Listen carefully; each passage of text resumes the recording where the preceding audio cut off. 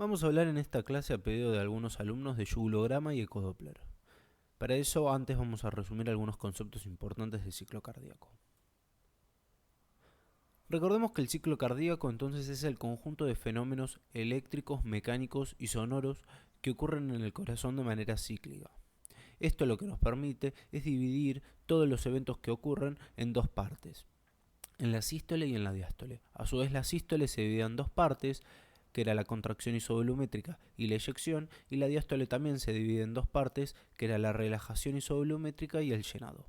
Este último, el llenado, se divide en dos partes también, en el llenado pasivo y en el llenado activo. Y a su vez el llenado pasivo se divide en dos partes, que era un llenado rápido y un llenado lento. Vamos a hablar de algunos conceptos importantes que tenemos que tener en cuenta y que muchos vamos a volver a aplicar durante la clase de hoy. Cuando dos cavidades están comunicadas van a tener presiones similares. Esto no es que tienen las mismas presiones, no son iguales, pero sí similares. Es decir, que si en una cavidad aumentan, en la otra tiene que aumentar las presiones. Y si en una disminuye, también en la otra va a tener que disminuir. Siempre antes de una contracción debe haber una despolarización de las células. Recuerden que las células contráctiles tenían un potencial de acción en el cual tras la despolarización ocurrió en la fase de meseta donde ingresaba calcio.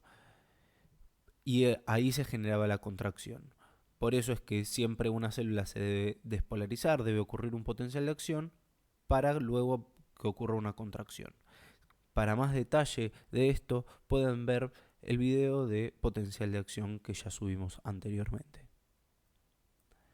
Vamos a llamar activo a todo proceso que implique una contracción. Los fluidos se van a mover por diferencia de energía total, que no es lo mismo que diferencia de presión. Y esto es importante. Los fluidos se mueven por energía total. Y después, con respecto a los ruidos, tenemos que saber que los que son los ruidos fisiológicos, es decir, el primer y el segundo ruido, nos van a marcar el comienzo y el final de la diástole y de la sístole. De ahí la importancia de la auscultación de los pacientes, porque podemos saber en qué momento del ciclo cardíaco estamos. Vamos a hablar un segundo de esta imagen entonces. Esta imagen lo que nos muestra son distintos gráficos. Son tres gráficos en función del tiempo. O sea, presión en función del tiempo, volumen en función del tiempo, voltaje en función del tiempo, e inclusive acá abajo podríamos agregar uno que sea sonidos en función del tiempo, que es el fonocardiograma. En este de presión en función del tiempo, dado los valores de presión que maneja, podemos hablar de que estas son cavidades izquierdas. O sea que esta línea punteada de acá arriba es la aorta. La línea roja es el ventrículo izquierdo y la línea punteada de acá abajo es la aurícula izquierda. Recuerden que siempre van a ser ventrículos en este tipo de gráficos aquellos que manejen mucha variación de presión. Si ustedes se fijan, la aurícula no maneja mucha variación de presión, siempre tiene bajas presiones. La aorta, si bien tiene variaciones de presión, siempre es una zona de alta presión y el único que varía entre zona de baja presión y zona de alta presión es el ventrículo, ya que este gráfico también lo podríamos ver a partir del ventrículo derecho. Volúmenes a nivel ventricular y voltaje, que es el electrocardiograma. Entonces vamos a hablar del yugulograma ahora. Para esto les hice acá un gráfico donde nosotros tenemos la vena cava, la aurícula derecha, el ventrículo derecho y la arteria pulmonar. Es decir, estamos viendo todas las cavidades del circuito derecho. El yugulograma es un gráfico que nos grafica las presiones a nivel yugular. Ahora recordemos un concepto que vimos antes. Cuando dos cavidades están comunicadas van a manejar presiones similares. ¿Por qué? Porque si nosotros vemos en este gráfico, la yugular estaría más o menos por ahí. Como la yugular no tiene ninguna valva que lo separe de las venas cavas, la yugular y las venas cavas son una misma cavidad, por ende van a manejar presiones similares. Y como la vena cava y la aurícula derecha tampoco tienen ninguna valva que la separe, la aurícula derecha es una misma cavidad con las venas cavas y por ende también con la yugular. Es decir, que el yugulograma nos permite ver las presiones de la aurícula derecha de manera indirecta. A través de la yugular podemos ver las presiones de la aurícula derecha. Ahora, si esto es el gráfico de presiones en función del tiempo del ventrículo derecho, nosotros acá podíamos ver las presiones de la aurícula derecha. ¿Se acuerdan que es lo que nosotros veíamos ahí abajo? Por ende, el yugulograma nos va a permitir ver estas mismas ondas que nosotros estamos viendo acá abajo. Acá entonces les hice un zoom a el gráfico de las presiones a nivel de la aurícula derecha, ¿sí? Y inclusive les puse acá arriba un yugulograma con las distintas ondas, bien, correlacionándolo con los momentos que nosotros tenemos acá. Si ustedes se fijan, esta onda que vemos acá es esta misma onda que está acá. Esta onda C que estamos viendo acá es la misma onda que acá. Este descenso de acá es el mismo descenso que acá. Y esta onda de acá sería esta misma onda de acá. Y acá hay un descenso y acá hay un descenso. Es decir que estamos viendo exactamente lo mismo. Entonces lo que vamos a ver ahora es a qué se debe cada una de estas ondas del yugulograma.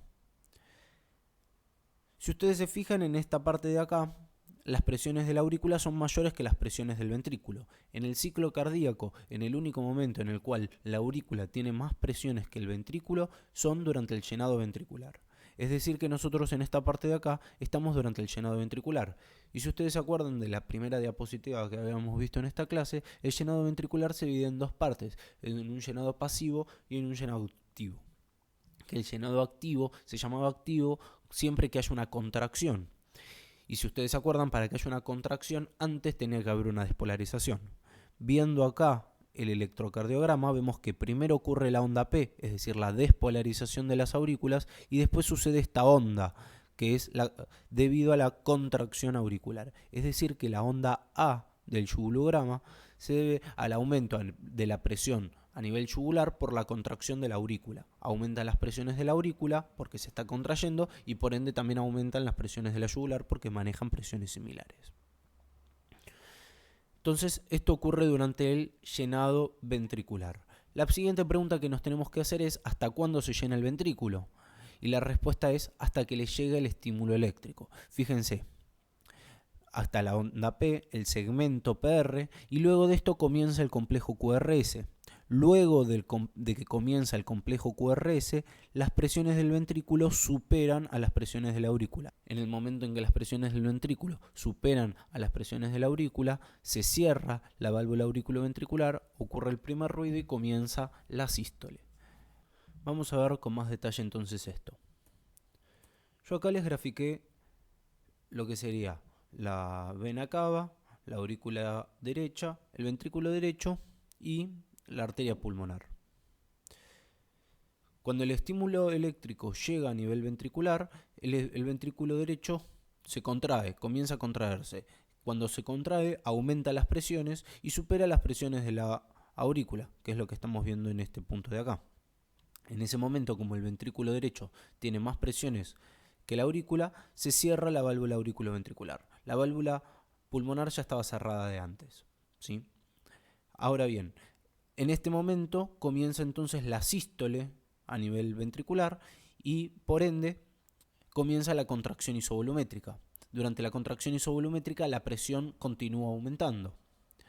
Como las presiones del ventrículo son cada vez mayores y las presiones de la aurícula son bajas, lo que ocurre después es que la válvula auriculoventricular se abomba. Este abombamiento, esta protrusión de la válvula auriculoventricular hacia la aurícula hace que disminuya el volumen auricular y por ende que aumenten las presiones auriculares. Este aumento de presiones que nosotros estamos viendo por el abombamiento es lo que nosotros estamos viendo acá, que ocurre en la onda C, que ocurre durante la contracción isovolumétrica. Es decir, que la onda C se da por el aumento de la presión yugular por el abombamiento de la válvula auriculoventricular. Si ustedes se fijan, después de esto ocurre un valle que se llama valle X, que sería este descenso de acá. ¿Qué es lo que ocurre? Durante la contracción isovolumétrica, las presiones del ventrículo aumenta la energía a nivel ventricular, hasta que en un momento la energía del ventrículo supera la energía de la aorta. En ese momento es que se abren las válvulas aórtica y pulmonar. Cuando se abre la válvula pulmonar, comienza la eyección. Es decir, que empieza a haber flujo desde el ventrículo hacia la arteria pulmonar. Eso lo que hace es que haya un punto de fuga, es decir, todo el líquido que estaba acá almacenando energía se empieza a ir. Y este líquido que estaba bombando la válvula auriculoventricular, como se empieza a ir en otra dirección, va a hacer que esta valva se desabombe. Cuando se da esa bomba disminuye las presiones a nivel de la aurícula. Pero a su vez, la aurícula ya había comenzado a relajarse y eso hace que también disminuyan las presiones auriculares y por ende las presiones de la yugular. Y a su vez, como el ventrículo está eyectando, está disminuyendo el volumen ventricular, eso hace que aumente el volumen auricular. Por todo eso es que ocurre el valle X. Es decir, el valle X ocurre por la disminución de la presión yugular, por el desabombamiento de la válvula auriculoventricular y por la relajación y el aumento del volumen auricular. Ahora bien, cuando disminuyen las presiones a nivel auricular, lo que ocurre es que se empieza a llenar la aurícula, empieza a haber flujo desde las venas periféricas hacia la aurícula. Lo que vemos es que la aurícula, entre comillas, chupa la sangre de las venas. Entonces, en ese momento se empieza a llenar la aurícula. Cuando se llena la aurícula, empieza a ingresar líquido a la misma y por ende empieza a aumentar las presiones. Que ese aumento de las presiones debido al llenado auricular es lo que nosotros vemos acá, en la onda B. Es decir, que la onda B se debe al aumento de las presiones por el llenado auricular. Siguiendo el ciclo cardíaco del ventrículo, en algún momento la energía de la aorta supera la energía del ventrículo y en ese momento finaliza la eyección.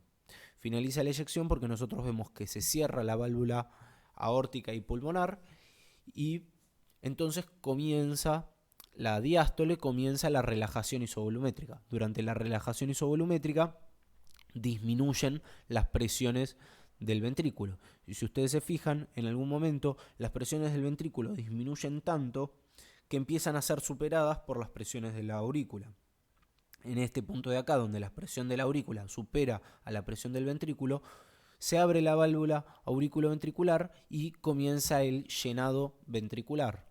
En ese momento, como la aurícula va a llenar al ventrículo, lo que vamos a ver es que las presiones en la aurícula empiezan a disminuir.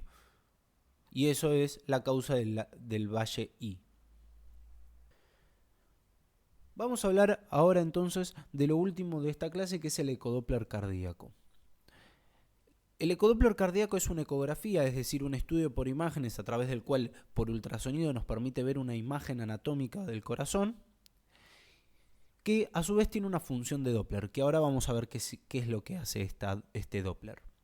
Dentro de la ecografía cardíaca hay distintas imágenes o ventanas que uno puede ver estereotipadamente. Una de ellas es lo que se llaman las 4 cavidades, donde nosotros podemos ver la aurícula izquierda, el ventrículo izquierdo, la aurícula derecha y el ventrículo derecho. Ahora, ¿qué significa esta función de Doppler? La función de Doppler lo que nos permite es marcar un punto exacto dentro de la imagen que nosotros estamos viendo y medir el flujo en ese punto. Uno de los tantos puntos donde nosotros podemos poner el Doppler para medir el flujo es acá, a nivel de la válvula auriculoventricular.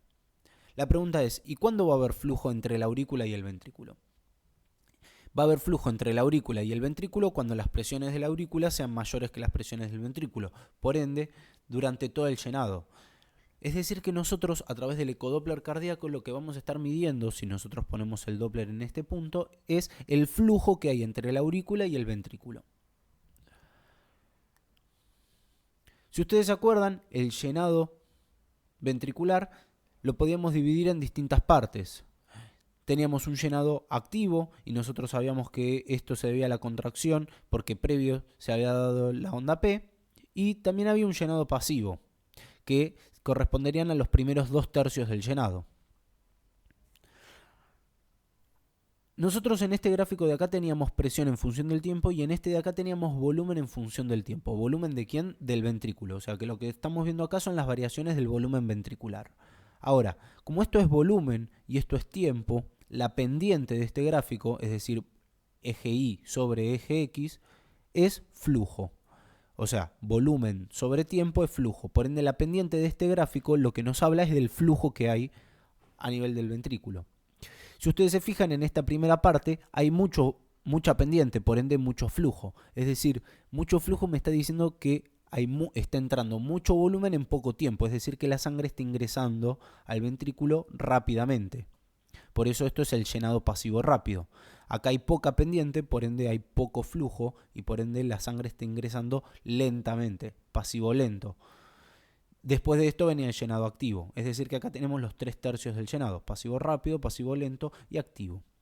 La pendiente de este gráfico es lo que me va a graficar el ecodoppler, porque la pendiente era el flujo y el ecodoppler me medía el flujo. Yo acá les puse entonces el ecodoppler. Fíjense, al principio hay mucho flujo, que sería la parte durante el llenado pasivo rápido, que esta onda se llama onda E.